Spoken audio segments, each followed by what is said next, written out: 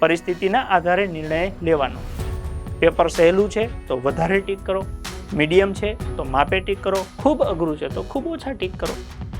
મતલબ કે માની લઈએ કે 200માંથી પેપર આપણને ખૂબ સહેલું લાગ્યું, આપણે 180 જેટલા ટીક કરી નાખ્યા કે જે આપણને કન્ફર્મ આવડે છે, તો હવે બાકીના 20 પૂરા કરી દેવાય.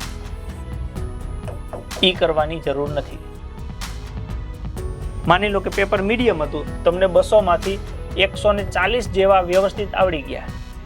હજી 20-25 પ્રશ્ન છે જેમાં તમને એવું થાય છે કે આમાં કદાચ સી આવે, આમાં આ બે ન આવે, આ બેમાંથી ગમે એક આવે, એવા હજી તમારી પાસે 20-30 પ્રશ્ન છે.